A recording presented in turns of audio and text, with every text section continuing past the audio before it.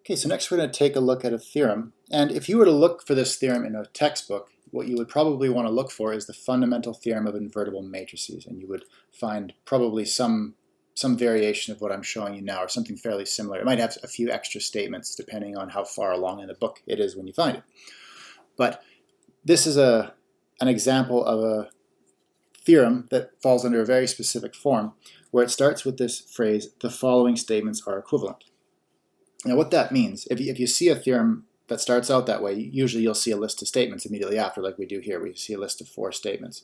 And really what this is saying is it's saying that all 4 of these statements are equivalent, or that they mean the same thing mathematically. Or logically, they mean the same thing in the sense that if one of them is true, the other 3 are automatically true. And if one of them is false, the other 3 are automatically false. Now whether they're all going to be true or all going to be false is going to depend on the matrix A that you're referring to. But the fact is, they are either all true or all false. That's really what this phrase at the beginning means. And the reason that a lot of mathematical theorems are phrased this way is that they're very useful to shift points of view. So let's go through these statements one at a time. And we'll, as you can see, there's some things to fill in. So once we fill them in, we'll have the complete statements, and then we can talk about why they're useful. The first statement is that A is invertible. So we've got some n by n matrix fixed in the background, and there's 4 things we can say about it, but they're all true or all false. So the first is that A is invertible. Okay, so in other words, the other 3 statements are just alternative characterizations of what it means for the matrix A to be invertible. Okay, so the second one starts with, we've got a matrix equation here where the coefficient matrix is whatever this fixed n by n matrix A is that we had already in advance. The variable matrix is given over here, and you can see that I've labeled the variables x1, x2, all the way up to xn. So we've got n variables. Of course, if we were going to write down a linear system that's associated with the matrix A by taking A to be its coefficient matrix, that's the only thing that would make sense. We would have to have n variables. Because you've got n columns of the matrix A, right? Each variable would get its own column. And then for the constant matrix, or the constant column, we've got you can see what's written here is 0 bar. In chapter 3, we'll start to refer to this as the 0 vector, but for now I'll just call it 0 bar because I don't want to throw the word vector around too much just yet. But what it means, at least in this circumstance for this statement, all you need to know is that it really just means the n by 1 zero matrix. And remember, that's just the matrix with n rows and n columns, so it's an n by 1 matrix where every entry is equal to 0. So if you form that matrix equation, by the way, what do you notice about it?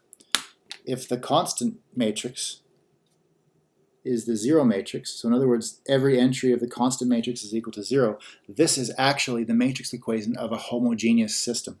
And in fact, this is the homogeneous system associated with the matrix A. In general, if you have a matrix A, you can always write down an associated homogeneous system just by writing this down. So let's add that terminology in because it's nice to have that. The associated homogeneous system to the matrix A. Maybe that's a bit of an awkward wording. All I mean is it's the homogeneous system that is associated with the matrix A. Probably should have written it like that, but I might have ran out of room, so I'll just leave it like that for now. Okay, that's what this is. Just as a side remark. Okay, so whenever you have a homogeneous system, one of the nice features is they always have at least one solution. They always have the trivial solution.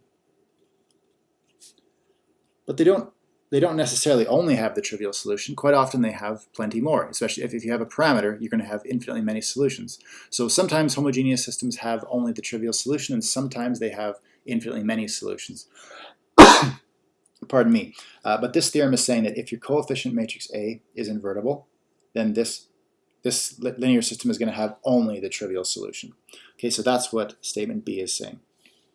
Statement 3 is saying that the reduced row echelon form of the matrix A is actually going to be the identity matrix. So in fact, it would have to be the n by n identity matrix, right? Because you're not going to change the dimensions of a matrix by doing row operations on it. You're only going to change the entries. So if A was already n by n, and you can do row operations to turn it into the identity, which is really what this statement is saying, then you're going to turn it into the n by n identity matrix, which is what this notation means.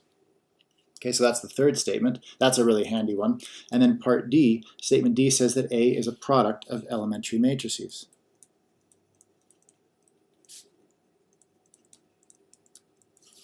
Okay, so that's another really useful result.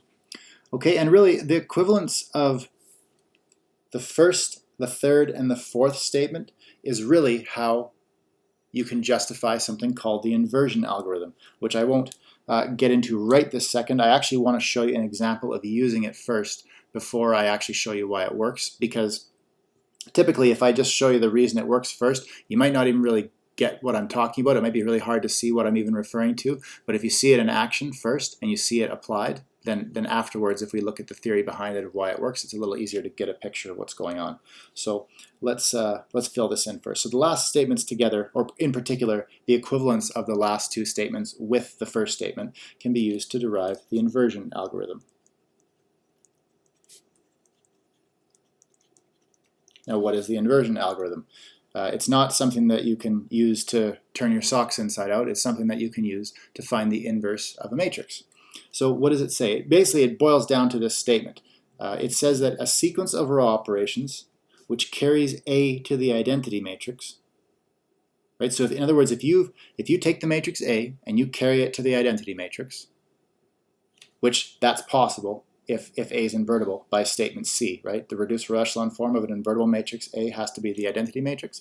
So if you come up with some sequence of row operations which carries A to the identity, it turns out that if you perform those exact same row operations in the exact same order, but instead you just started with the identity matrix, then you're actually going to turn the identity matrix into A inverse. And that's quite powerful. That's really handy to know. So if you look at this example, where we are asked to find the inverse of a 3 by 3 matrix given as follows, we can use this method to do it. So we're going to use this inversion algorithm. So I'm not going to tell you why this works just yet. I'm just going to show you it in action first, and then we'll look at why it works on the next page. So let's solve this. So we're gonna form something, and you'll see it written here. We're going to start by taking the matrix A, and we're going to write down the entry. So 1, 2, 3. 2, 5, 3, 1, 0, 8. And I'm not going to stop here. I'm actually not just going to write a 3 by 3 matrix. I'm going to write a 3 by 6 matrix in a sense. I'm going to put a copy of the 3 by 3 identity matrix right beside it. So now what we're going to do is we're mostly going to be focusing on the left half of this. Right? We want to make this turn in to the 3 by 3 identity matrix. Okay, but as we do the row operations to accomplish that, we're going to also do those operations over here. And we're just going to pay attention to what happens over here, because as we turn this into the identity, those same operations that we did to turn A into the identity, we're also going to carry the identity to A inverse. So basically the idea is to do row operations to turn this into the identity, but in the meantime we're going to do those operations to the whole matrix, and then whatever happens over here at the end of the process, this will be A inverse, and that's how this works. Okay, so let's start by doing some row operations. So we're gonna might as well just do the Gauss-Jordan elimination method. Let's make these two entries 0. So we'll take row 2 and replace it with row 2 minus 2 row 1, and then we'll go row 3 replaced with row 3 minus row 1, and that'll have the effect of making this first column look perfect. So the first row won't change. We'll have 1, 2, 3, 1, 0, 0. Now the second row, if we go 2 minus 2 times 1, you'll have 0. And then if I go 5 minus 2 times 2, I'll get 1. And if I go 3 minus 2 times 3, I'll get negative 3. So that'll be the second row of the left-hand side. Now what happens over here if I subtract row 1 from row 2 twice? I'll have a negative 2 here, a 1, and a 0. Okay, and our third row is going to become 0, negative 2, 5, and then you can see negative 1, 0, 1. Because if I take row 3 on the right-hand side and subtract row 1, I'm going to have 0 minus 1, which is negative 1, and so on. 0 minus 0 is 0, 1 minus 0 is 0. So that's how I can fill in the last row. So that's the first step. Now we're going to keep on going. Probably we want to turn this negative 2 into a 0, and then this 2 into a 0 as well. So let's take row 1 and replace it with row 1 minus 2 row 2. And then we'll take row 3 and replace it with row 3 plus 2, row 2. And that'll turn this and this and both into zeros. So what do we get? We'll have, well, the middle row won't change, so I'll write that one down first. 0, 1, negative 3, negative 2, 1, and 0. And let's see what happens. So the first row, we're subtracting row 2 twice. So we're going to have 1, 0, positive 9. And then 1 minus 2 times negative 2, that's going to be 1 plus 4, which is 5. Here we're going to have 0 minus 2 times 1, which is negative 2. And then we'll have 0 minus 2 times 0, which is 0. And then for our third row, we're going to add row 2 twice, so we'll have 0, negative 2 plus 2 times 1 is 0. 5 plus 2 times negative 3 is negative 1. Here we'll have negative 1 plus 2 times negative 2, that's going to be negative 5. Then we'll have 2 and 1. Okay, so that's what we'll have after that step. Now we're going to want to turn this into a positive 1 so that we can use it to clear out these two entries. So you can see there's going to be about 2 more steps here. So let's do one operation here. We'll take row 3 and replace it with negative 1, row 3. So just change the sign of every entry in the third row. And the first 2 rows won't change, so we'll have 1, 0, 9,